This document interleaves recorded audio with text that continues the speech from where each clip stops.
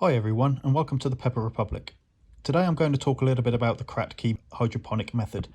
Unlike conventional hydroponics where you have a solution that is aerated using an air pump, the Kratky method is a static setup, which basically means no air stone is needed.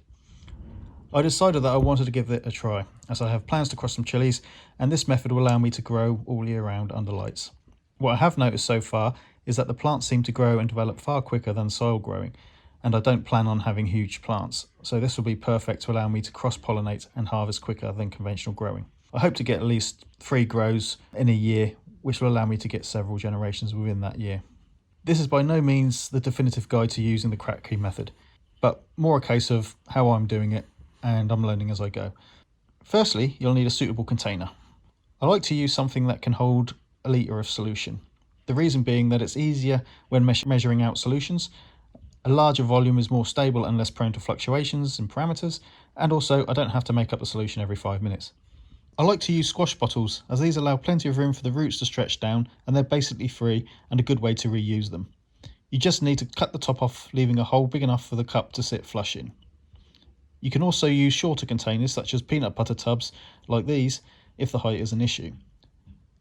You'll also need to prevent light getting into the solution, so I use black gaffer tape to cover up the bottle. If the light gets into the solution, then algae will grow, and at best steal the nutrients, and at worst suffocate the roots. You can also spray or use some other cover to prevent light getting in. It's down to what you have at hand and what works for you. You will also need 2-inch hydroponic cups. These are readily available online and in garden centres and are pretty cheap. I like to cut out the centre of the base to allow the roots to grow unhindered, as you can see here.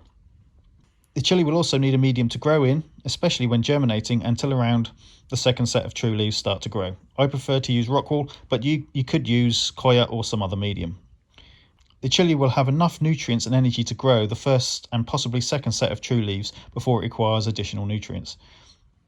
If the roots haven't emerged by the time the second set of true leaves have grown, I slosh some of the solution up into the rockwool. You must keep the medium slightly damp, but not soaked. Otherwise it will dry out, or if too wet, cause the seedling to rot. I germinate the seedlings in the rockwool in the cup, as this reduces the risk of damaging the chili when transferring it to the cup once it has germinated. You can't grow hydroponically without a solution, so I use Plant It Chili Hydroponic Solution. It's readily available online and reasonably inexpensive. Just follow the directions to make up the desired strength. One thing to bear in mind though is the pH of the solution.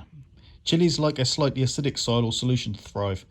Somewhere between 5.8 and 6.3 is ideal, though I would aim for the lower end of the scale because as the plant uses the solution, the pH tends to creep up.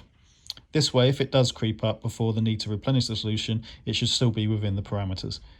You can buy relatively cheap pH meters online, but just make sure that you calibrate them properly.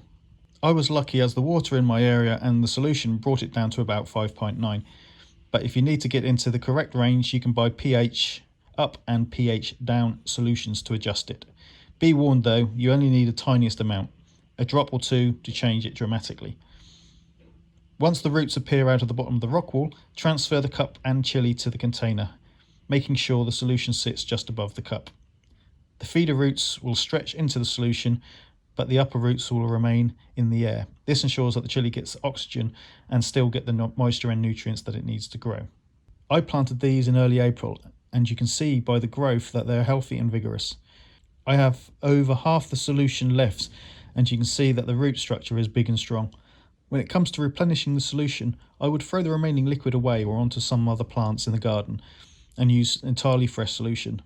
The chili will take what it needs and leaves higher concentrations of unwanted nutrients and compounds, which could become toxic to the plant. It will also mean that you're keeping the pH within the parameters.